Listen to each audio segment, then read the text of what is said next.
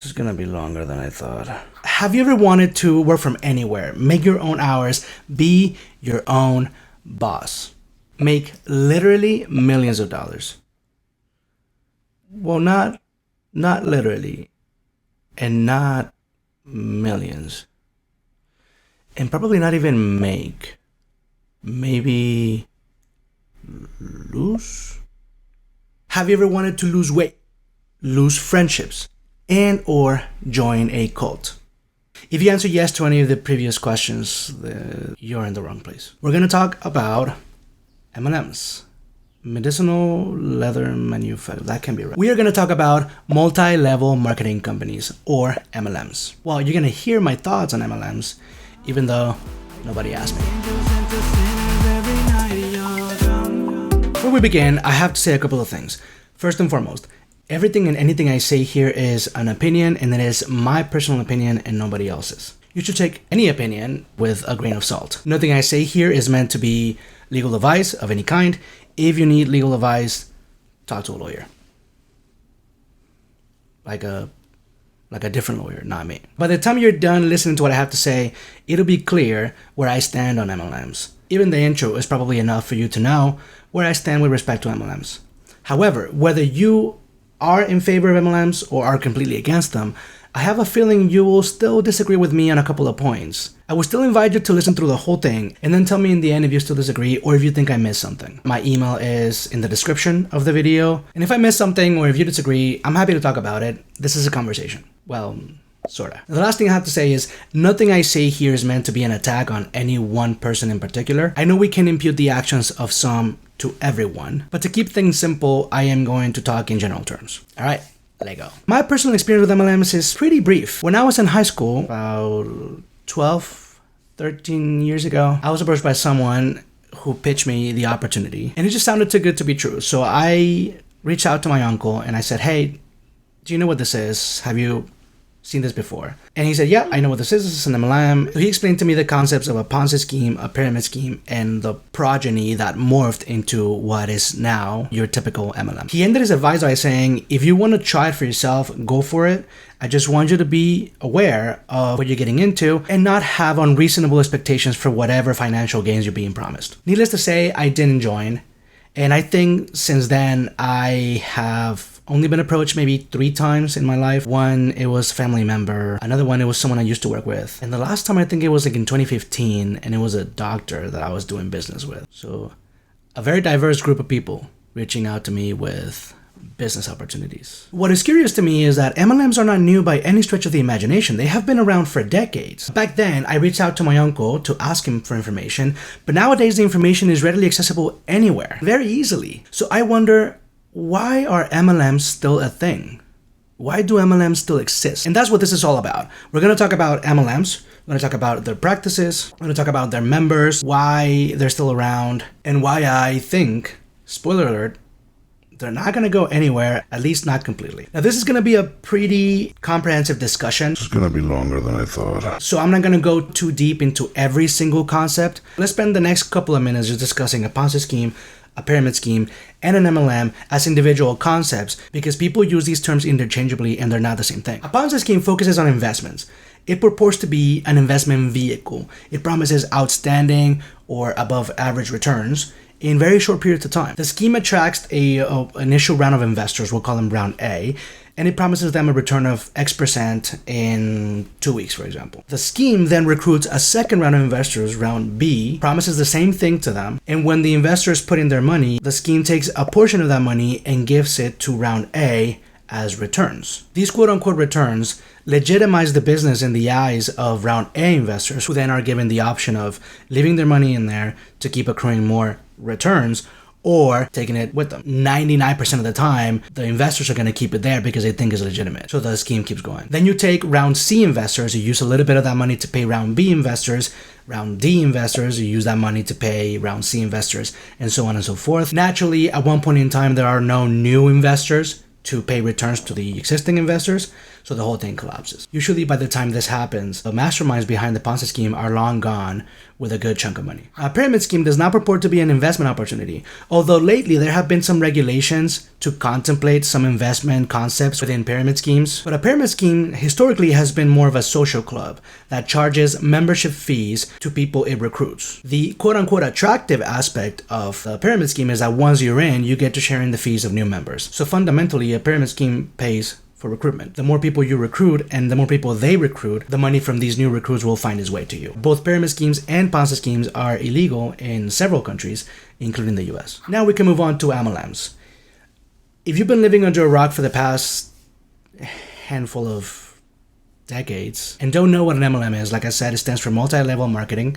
And these are companies that have a product or a service and they sell it through their members, who through this video I'll either call members or participants or MLMers. The reason it's called multi-level marketing is because every person that joins in is in a level. When you join in, you get placed under someone, and that person above you and everybody above them is your upline. When you recruit someone, anybody you recruit will join under you, and they and anybody they recruit will be your downline. The way it works is pretty simple. Let's say we have a woman who joins an MLM. And I'm going to use a woman as an example because statistically speaking, there are far more women than men in MLMs, almost to a 3-to-1 ratio. Obviously, these percentages will vary, but that is why I'll use a woman as an example throughout this video. And when this woman joins the MLM, we'll call her Karen.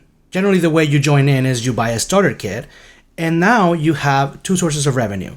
Notice I said revenue and not profit. The first source of revenue is direct sales, and this is whatever sales you make from the product. So Karen will go to her social media accounts or word of mouth or to her friends and family and say, hey, I joined an MLM. She probably won't say that though. I love these products. I use them. You should use them. If you don't use them, you suck. And then the friends and family are going to be like, oh my God, I don't want to suck. Let me buy these products. If they do, a portion of the retail price will go to Karen. And commissions will vary from 10, 20, 30, 40%. Also vary based on the rank within the MLM that you're in. The second source of revenue is commission from sales that your downline makes. So if Karen's friend Mary wants to join, she will join under Karen, and then any sales that Mary and her recruits make will find their way to Karen. Now, if how this money finds its way to Karen starts to sound familiar and sort of similar to a pyramid scheme, well, that's not a coincidence. MLMs and pyramid schemes share traits in common, which sometimes makes it hard to tell them apart. And actually, both MLMs and pyramid schemes are MLMs. Pyramid schemes are just illegal MLMs. The main difference is in a pyramid scheme, compensation is based on recruitment, and in an MLM, compensation should be based on retail sales. And you may be thinking, that sounds like a really small difference, and it is, but it's an important one. Now, there are other potential sources of income like a free car and a free trip and bonuses and incentives. I'm not going to discuss those. First, because they vary from MLM to MLM, and second, because they're not really consistent throughout. But if you want me to talk about these in more detail, let me know. Historically, MLMs have gotten a bad rep, in part due to their practices as an organization, but mostly due to the practices of their members and their conduct that ranges from the sketchy to the straight up prohibited, and that has spun off a big anti-MLM movement. The movement has existed for some years already, but it's starting to gain more traction in these days of information sharing. And the movement focuses on exposing and calling out these participants who engage in these prohibited practices. Shout out to any anti-MLM content creators who may be listening or watching this. You guys are hilarious. Well, let's talk about why these MLMs have these bad reps. And like I said, for the most part, it is the conduct of their participants, of the members. Some of the participants, not all of them. I'm sure you can find examples of people who don't engage in this shady conduct. But as with everything, the bad is what's memorable. And I think we should start with the easiest way to spot an MLM business opportunity coming your way. And that is the hey hun message. These are messages sent by MLMers to their friends and acquaintances and family members to essentially either sell them products or pitch them the opportunity to recruit them. People on the receiving end hate these messages because you essentially have someone you haven't spoken to in a while reach out to you, fake interest in you for a couple minutes, then turn around to recruit you or sell you something, and not even something good like drugs. That was a joke. Do not do or buy drugs, but invite me if you do. That was also a joke. There's a lot of love bombing going on when an MLMer is trying to recruit you. They'll tell you to join their team and everybody's like a family and we'll lock arms. Everybody loves everybody and there's absolutely nothing wrong with the world. If you join and then you start feeling like, this is not working for me, they'll tell you to ignore any negative signs and keep pushing. If you happen to leave an MLM, you are dead to them. All of a sudden you are lazy and stupid and jealous and fake and just dead. You don't exist to them, but you also do exist in the worst possible way. You're like Voldemort. Which just shows how fake this all is, right? How fake these relationships are. There's also this weird mindset they want you to get into. They want you to be on all the time. And they'll be like, you need to do this, trust your gut, and don't listen to anybody else but me or your upline. Which kind of sounds like, don't talk to your lawyer. Always talk to your lawyer. But again, stop. What did we say? A different lawyer, not me. Stop. They'll tell you to do stuff without telling your significant other. So if this woman wanted to ask her husband and the husband's like, well, I don't know, we should think about it. They'll be like, oh my God, no, he hates you. He doesn't want you to succeed, abuse, or something like that. And they'll tell you that broke is only a mindset. They'll look you in the eyes and say, listen to me, Helen. Oh, the name was Karen. Listen to me, Karen Helen. Helen is the middle name. If you join this business and you work hard, you will succeed no matter what, girl. If you haven't succeeded yet, it's because you haven't wanted it hard enough. You just gotta want it like super hard and you'll get it. And after they tell you this pseudo motivational pep talk, wait, is that an oxymoron? A motivational pep talk? Maybe. Well, after they tell you this, they will turn around and be like, these results are not typical. Past performance is not indicative of future results. You get what you put in, and sometimes not even that. Results may vary. Hashtag boss babe. Hashtag success. What? How many real friendships do you know of that come with disclaimers? I'm just gonna throw that out there. Needless to say, there's a lot of truth stretching going on. My personal favorite is if you happen to listen to some of the team calls or go to their conferences or their webinars, you always have a couple of people who are supposed to be like top performers, people who are doing well within the MLM, and they tell the most unbelievable stories. And I don't say unbelievable as in amazing, but as in quite literally hard to believe. And they always go something like, before I joined this business, I was poor. I had 32 cents in my bank account. I was living on the streets. I was blind. I didn't even speak English. And everybody just hated me because I wasn't part of an MLM. And you have the rest of the people in the background. Oh my God, girl, you're so strong. But you joined and that's the good thing. And now, because of this business, in a short 7 months, I am a multi-millionaire airline pilot with a doctorate in law. And I can't afford to quit the 9-to-5 job that I didn't have to begin with because I just told you I was poor. To take care of my children. All 17 of them who happen to be homeschooled. You get the point. Obviously that's an exaggeration. I don't know if these stories are true or not, but I have a feeling that they get more and more polished every time they're told. Even if you don't get told the crazy story, you will hear some random motivational platitudes that range from the common sense to the nonsensical, but that are disguised as wisdom. If you fall 7 times, get up 8, girl. Wait, hold up. Getting up is a response to falling down. It's a reaction. If I fall down, I get up. If I fall down 7 times, why would I need to get up an extra time? Am I starting from like a fallen position? It just doesn't make any sense. But back to the truth stretching. When they recruit you, MLMers will say that you can work the business in the nooks and crannies of your day and that you can make good side income. What they don't tell you is that you can only do one of the two. Unless your nooks and crannies are pretty wide, in which case they're not nooks and crannies, and I'm gonna stop saying nooks and crannies. You either work the business in the small windows of time that you have, or you make good money. If you do want to make good money, then the directive will shift, and it'll not be You need to give it your all. What does that even mean? Giving it your all is not the only requirement. There are other factors that will determine whether you are successful or not. You can try as hard as you want for as many hours, days, weeks, months, years even. But the reality is that it'll be hard to sell a product that not everybody wants or needs from a company that not everybody likes at a price that doesn't make things any easier. But in any case, the messaging is all over the place. They'll tell you that anyone can do this business, but if you don't work hard enough, this business is not for you. What? If they happen to give you business advice, it is rarely groundbreaking or even helpful. They will tell you, for example, to create curiosity, pique the interest of your customers. Now, curiosity is a tenet in marketing, but the way they do it is wrong. For example, if you are selling a weight loss shake, they'll tell you to promote the shakes, but hide the label. Don't show it. Don't give it all away. How is this a good strategy? Even if you're able to generate curiosity, when someone goes to your DMs and says, hey, what kind of shakes are you drinking that you've been posting so much about? And you come at them with an MLM, they will stop being interested. What's even worse, in their mind, they will associate you with that bait and switch feeling they just got, which will stick with them and will affect the credibility of anything else you post in the future. And listen, mindset does have a place in business and in life, but no amount of mindset will help you sell a mediocre and almost always overpriced beauty product or essential oil.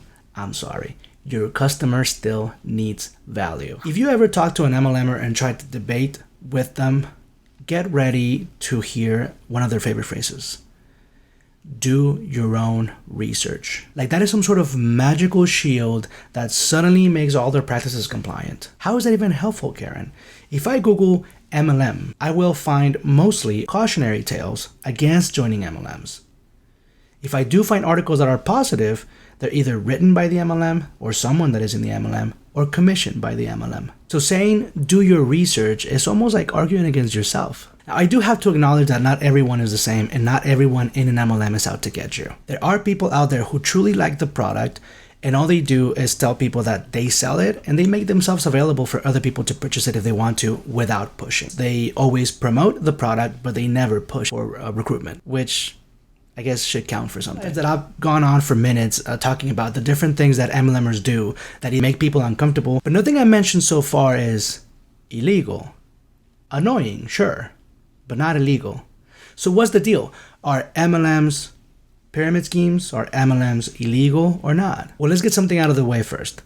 The unpopular fact is that MLMs are not illegal simply by virtue of existing. But that is not the end of the conversation. There's other factors that will come into play. If you ask someone in an MLM, they will tell you that their MLM is not a pyramid scheme for a variety of reasons. We can categorize these in three general arguments. One, that their MLM is not a pyramid scheme because there are other things that are more like a pyramid scheme. Two, that their MLM is not a pyramid scheme because their MLM sells a product. And three, that their MLM is not a pyramid scheme because pyramid schemes are illegal. Let's look at all these three in order. MLMers will either say that their MLM is not a pyramid scheme or that maybe it is, but that other things are also pyramid schemes, such as a corporation, which has a CEO at the top, upper management, middle management, and so on and so forth. But by that logic, your family is also a pyramid. How dare your grandparents have children who then have children of their own, perpetuating this pyramid scheme that you call a family? Shame on you. The fact is, an MLM is shaped like a pyramid. You can only have one direct upline, but you can have multiple direct downlines, and that gives you the shape of a triangle, a two-dimensional pyramid. Are there other things that also look like a pyramid? Sure. But that misses the point. It's not the shape of the organization structure that is problematic. You could shape your MLM as a freaking circle if you wanted to. But if the conduct it engages in is prohibited, that will make it a pyramid scheme.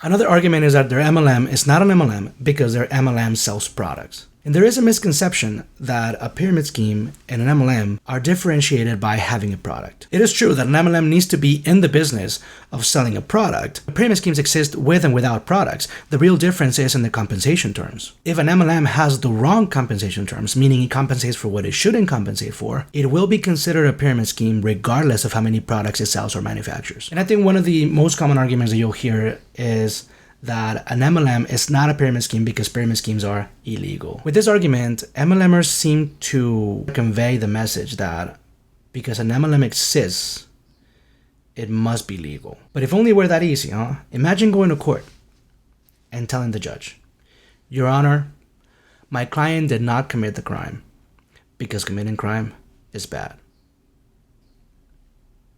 Case closed. Not guilty.